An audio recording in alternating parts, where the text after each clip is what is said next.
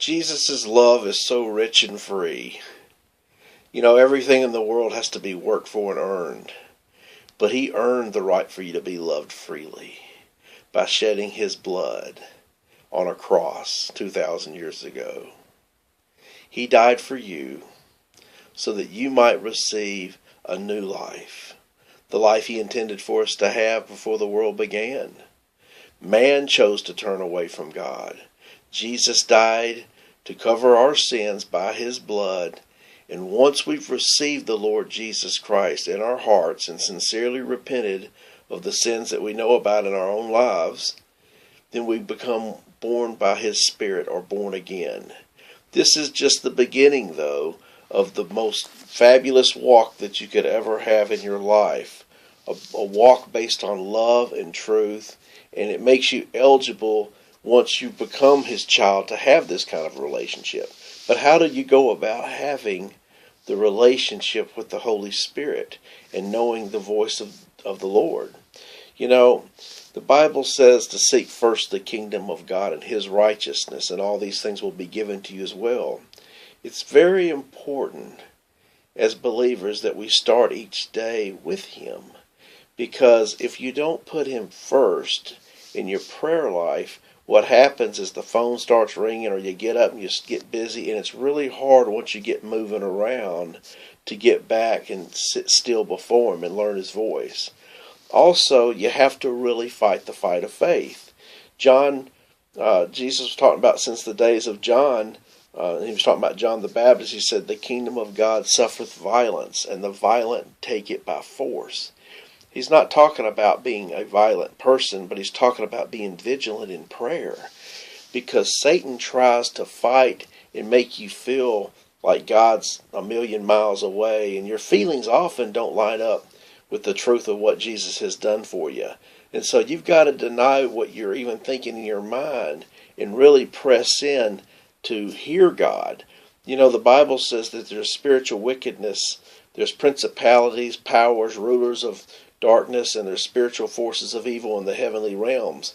And those spirits are between us and heaven, and you know, they're in the sky, and they try to keep the blessing of God coming down.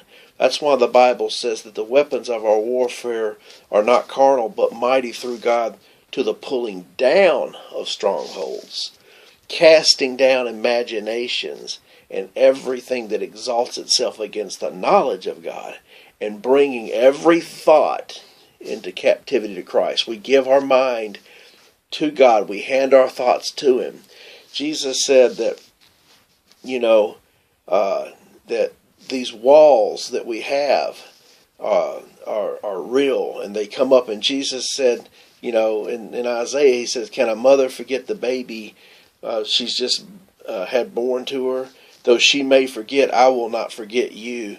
See, I have engraved you on the palms of my hands. Yes, his hands were nailed to that tree. And he says, I've engraved you. Your walls are ever before me.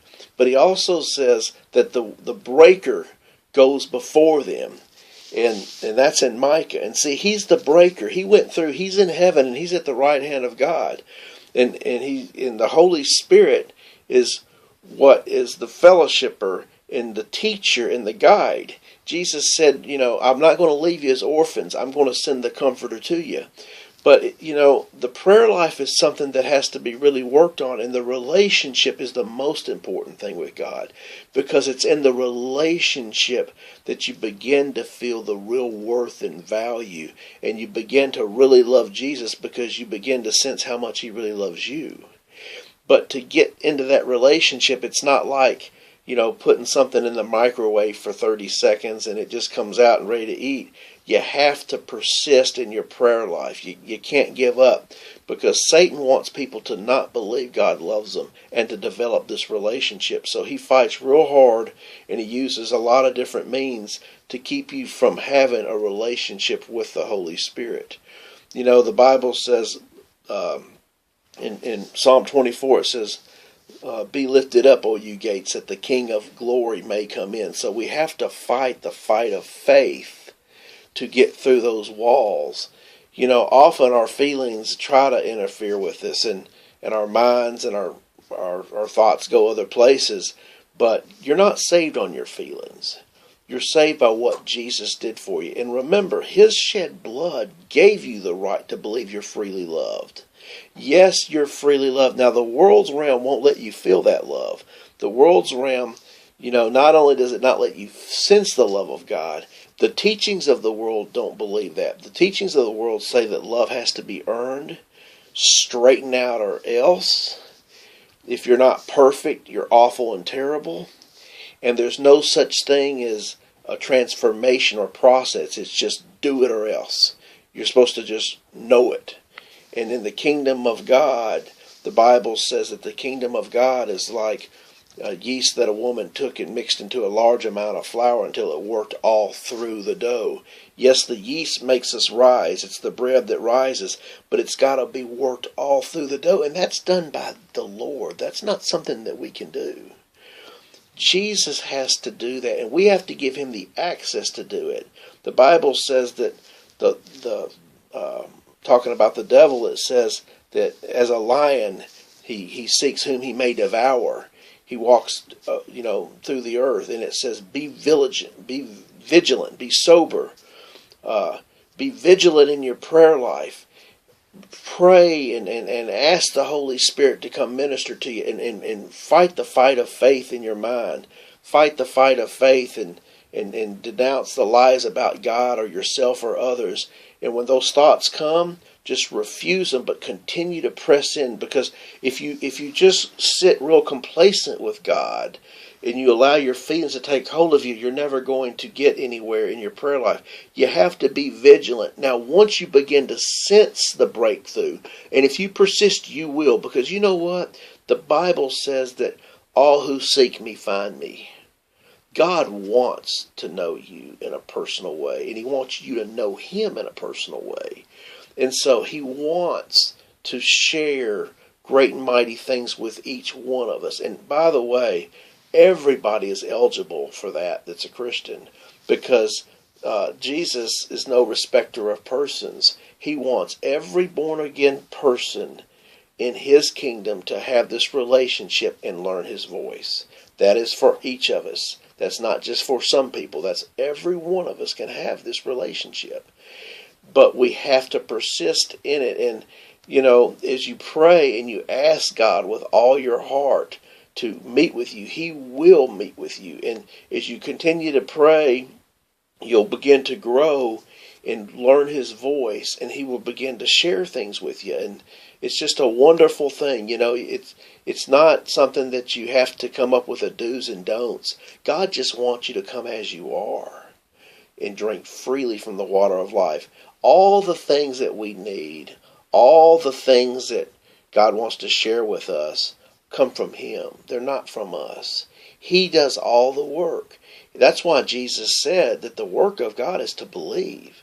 It's not following all the rules and regulations. And that's not saying that those things aren't right. I'm not saying that, when I say don't live by the law, that, just forget it. What I'm saying is, don't try to achieve righteousness by the works of the law. Jesus is the end of the law. So there might be righteousness for everyone who believes. In other words, Jesus is where we need to go now. Because if you're trying to live by the law, you're not really looking to him. You're looking to your own performance. And you're working to try to please God. And you're going to feel like you failed. And that's what gets a lot of people in trouble with God, because they feel like God doesn't love them anymore, but they're striving according to the law. And the Bible says if a law had been given that could impart life, then righteousness would certainly have come by it. In other words, you cannot feel the Spirit of God and the love of God by following the law.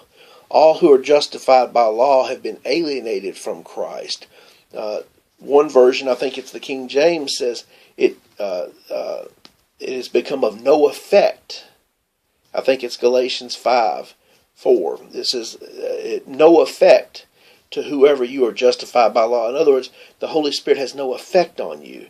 It doesn't affect you or others, because the Spirit of God is a spirit of freedom, and he wants to set us free from the ways of this world. And it comes to this relationship with Him.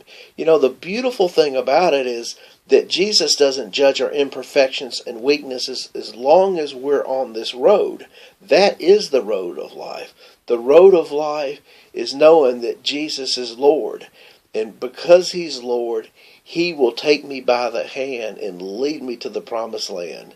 May you be richly blessed this day as you seek His face only.